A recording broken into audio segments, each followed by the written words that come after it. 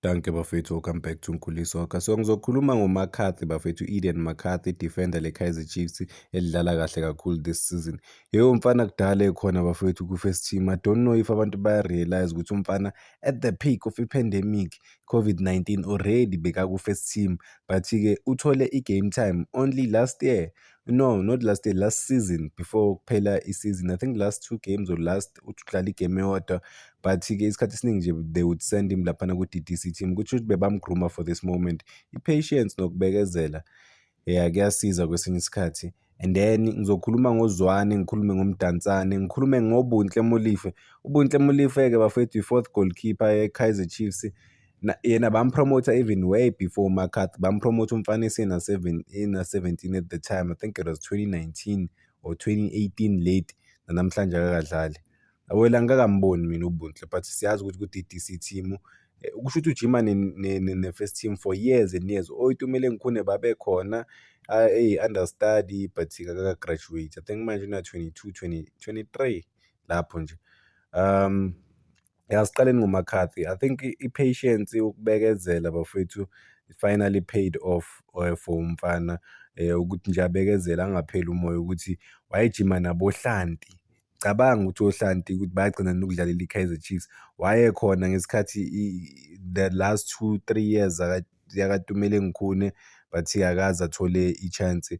Ongezana, cabanga lo muntu lo wajima noNgezana bafethu, but he was there just learning everything and waiting for i-opportunity yakhe.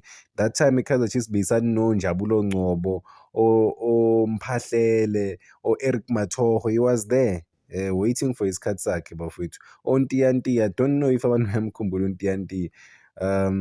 But yeah, he waited. Manje-ke it shows ukuthi umuntu when he was there and waiting for i-opportunity yakhe, azange aloke maybe stressa kakhulu because of uyazi ukuthi i-age isesayidini lakhe. And then he learned everything and he was able to grasp everything njengoba sesimbona-ke namanje ya-explode. Well, obviously igame yakhe angakwazi ukuyikhulisa, make sure ukuthi he becomes a better player. I mean bekhona nabo Lebohang Manyama, lo muntu lo, Bennett Parker. He was there nawo Keegan Dolly. Even isikhathi sakaSekhota bekhona oKhama Billiard, oCastro Nokovic. He saw it all in recent years for iKaizer Chiefs bafethu. He saw it and he was able to learn from ama-player. I think ama-player amaningi ayafika ethimini, especially the youngsters, like you are besilokhu sikhuluma ngendaba kaBatman. Asisho ukuthi uBatman naye ashawa i-bench phela 4 years or not even making the match day squad aloku ejima. No, asisho kanjalo. But uMcCarthy angithi ubuya ku-development eKaizer Chiefs. Vele uMcCarthy bekadlalela ku-D_D_C team isikhathi eside, but bekane-first team contract for 4-5 years before aqala ukudlala. Dala abakhona laphana, waqala ukujima nelo bekana-17 bafethu. Aqala ukujima nelokhunjana ne-first team ye-Kaizer Chiefs.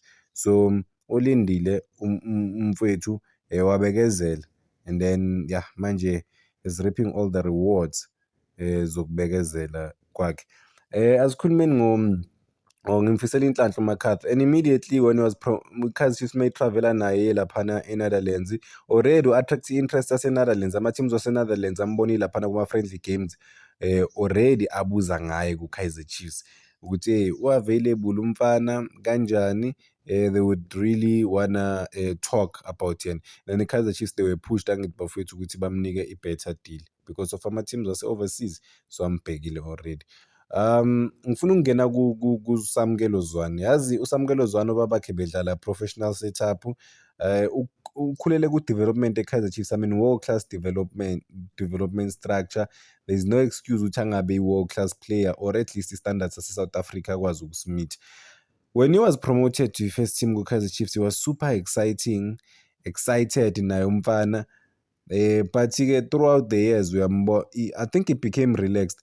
I remember interview yakhe ekhuluma ngokuthi kumele abe humble, like anga-relax, asebenze kanzima njalo, and na-aim for izinto ey'phezulu, like to aim for greater height, ukuthi amake sure ukuthi uyadeliver for i-team, ama-results, uyalwa for i-team.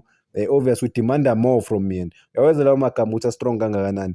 La bekukhuluma umfana emncane, he was young then ekhuluma la magama la, he was very young. but he was able to understand the magnitude of ukuba ku-Kaizer Chiefs.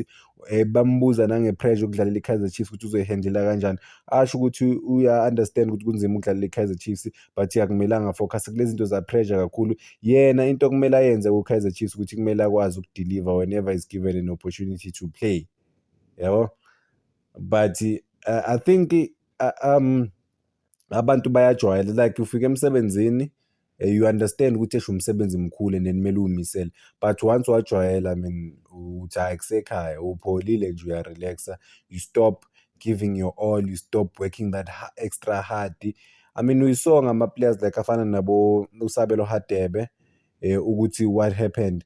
Naye i-product e-Kaizer Chiefs even i-captain-ke laphana kwi-DDC team.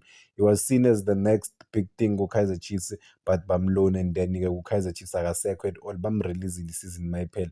At the moment njengoba ngikhuluma, I don't think une-team, akana-team. Imagine akana-team, kumele azame. I saw him playing laphana, is it eValorant Katlehong ngamakasi football. He's a good player, but mentally bafethu kumele kubaluleke kakhulu ukucabanga kwakho mentally ukuthi uzifiselani, uzifunelani, nanokuthi don't let the buzz or umsindo around wena to take over and you forgetting why you are there. I mean, you play for professional football, you can only play for Kaizer Chiefs if you spend isikhathi eside like too much time. I think it's 10 years kuphela. Focus like 10 years, give everything that you have, and then sobona wonke umuntu obukela uzobona ukuthi, man, this guy is working hard, this guy is doing everything, and then forget about what is happening ibuzz outside, and then into affects my young players, not even my young players kuphela bafowethu. Mdantsane naye am-affect. Mdantsane naye wakhuluma kahle kakhulu bafowethu ukuthi kumele abe-focus ukufika kwakhe laphana ku-Kaizer Chiefs, uthi wathuswa ama-supporter laphana, ukuthi ama-supporters like maningi ngendlela emangazayo, i-demand ne-welcoming, ukuthi bamwelcome kanjani laphana e-Naturena. Once was-associated nje ne-Kaizer Chiefs bafowethu, everything just becomes big.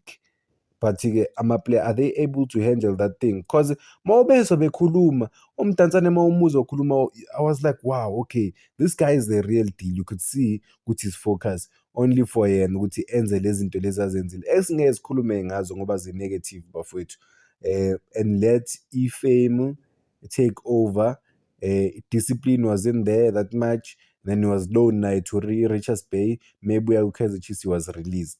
So izinto, I mean, uMdantsane ufike ku-Kaizer Chiefs matured, bekayi-star laphana ku-Cape Town City, edlala kahle kakhulu around the country, then he attracted the interest from ama-different teams, but-ke wachoose i-Kaizer Chiefs. I mean besekadlala ku-professional setup for so long, bekumele akwazi ukuyihandlela lento leyo kuba ku-Kaizer Chiefs, but akakwazanga ukuyihandlela. So if abantu abadala ba-more matured abakwazi ukuyihandlela i-pressure ye-Kaizer Chiefs, Alexander Cole bengikhuluma ngaye emalangeni, naye ufike late ku-Kaizer Chiefs, but he was not able to handle the pressure, and like ibuzz yokuthi abantu bamthanda serious nanokuthi baba-recognize everywhere, you can't even maneuver or move around freely once wasayina ne-Kaizer Chiefs. Whether uyadlala or awudlali, I think into eshaya ama-play isikhathi esiningi ukuthi baku-Kaizer Chiefs, and then that thing gets to them, and then they can't ukuthi baphile outside yona le bubble leli lakhona, bazibona ngathi sebafikile.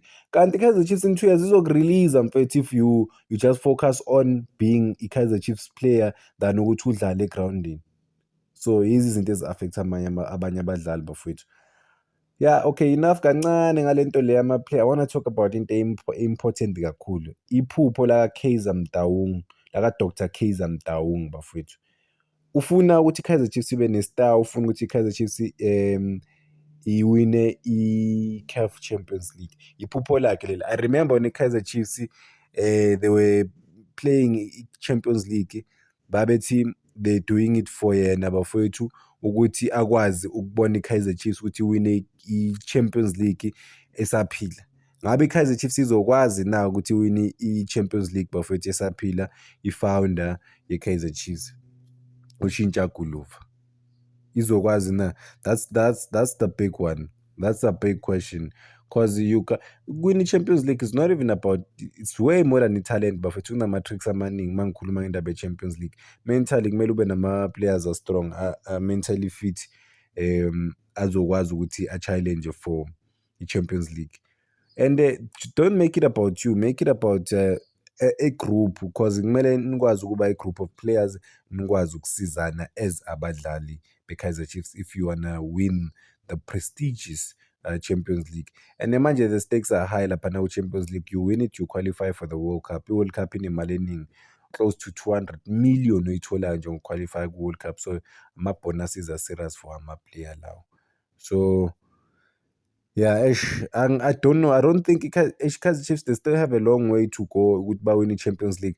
But the Champions League is winnable, to be honest. But it's very difficult because abo Al Ahly ba invest imali serious futhi banama tricks amaningi, even nama-fans ayabapush. It's not easy ukudlala lapha Egypt to win. Mentally you gotta be strong. That is why mangikhuluma nge-mental strength yomuntu ukuthi ibaluleke kanjani, i-psyche yakhe ukuthi modlala away, intimidation kunzima kakhulu ukudlala le. I think Mamelodi Sundowns sebajwayele-ke bona the intimidation because badlala year in year out. I saw Mvala laphana e-Egypt, ama-fans bazama ukubathusa, akanandaba because of it was last season bengadlali even nokudlala, but bekakhona laphana as a travelling group.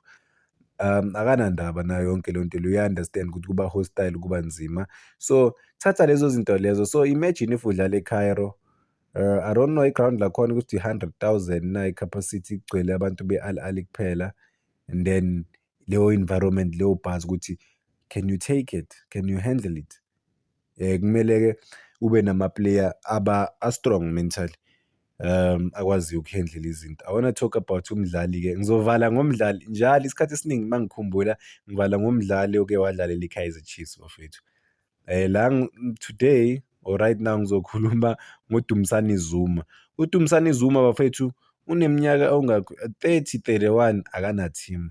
Cabanga, at the age of 30 already vele bengasenayo i-team, cause ugcina ukudlala 2023, if I'm not mistaken, 2024, maybe early 2024. So he was 29 the last time aba ne-team, 29, 28 aba ne-team. Sabo iKaizer Chiefs bebamthanda, yabona kuKaizer Chiefs bebamthanda abantu bafethu serious, hayi indaba yokudlala.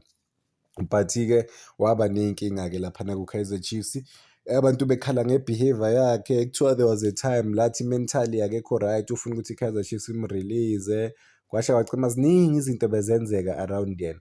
Asazi, well, you never know ngempela ukuthi yena, unless if yena uyakhuluma uzikhulumela iqiniso ukuthi mental state yakhe beyikuphi, nanokuthi bokuminani kuye ukudlalela i-Kaizer Chiefs, because of khona izinto bekacasha ngazo bafethu. Siyazi ukuthi khona izinto outside the field of play bekafocuse kuzo.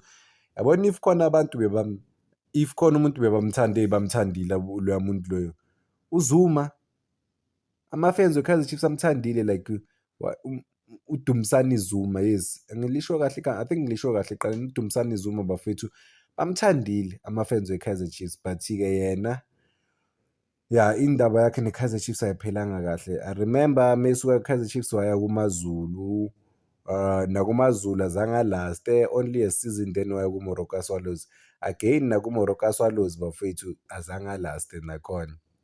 So indaba yakhe nje ivele yaphela. By 2024 transfer market yakhona azange asaba ne-team Moroka Swallows meyiphela. Wagcina lapho kudlala. It's just 31 this year, but-ke indaba yakhe yaphela kudalo. One of the most loved players, njengoba bengisho bafethu ukuthi yabona umuntu bamthandile, but and udlalile ku-Champions League, udlalile ku-CAF Confederations Cup, yeah, ube khona bafethu. But-ke yeah, indlela yakhe azange ibe sharp, at all ekugcineni. Sometimes uthando liba too much, and then obviously-ke naye umuntu at the end of the day. No, akanayo why ngithi una-31 bafethu, una-30 just this year, una-30 lo muntu lo. Yeah, una-30 nje kuphela, but indaba yakhe yaphela 2 years ago at the age of what, 28. Yeah, ziyakhala laphana ku-Kaizer Chiefs bafethu. Udlala ama-matches awu-103, wakora 13 goals, waba nama-assist awu-11. Bamthatha laphana ku-Bloemfontein Celtic, la bewabona i-potential laphana ku-Kaizer Chiefs, and then yeah, wazama ku-Kaizer Chiefs ukulwa ukuthi adelive, but-ke we saw and i-Kaizer Chiefs imbekezelele because u-Kaizer Chiefs uhlale close to 5 years or so imbekezelele throughout izinto zakhe. And a good thing about yena ukuthi u-versatile, uyakwazi ukudlala kuma-wing wo-two, uyakwazi ukudlala i-attacking midfielder, uyakwazi ukudlala laphana phambili, so uyakwazi ukumswitch ukuya le nale. Do you see him as a legend e-Kaizer Chiefs bafethu? Uhlalile lo muntu ku-Kaizer Chiefs and udlale over 100 games ku-Kaizer Chiefs. Cela ukuyibamba la. Danko bafethu.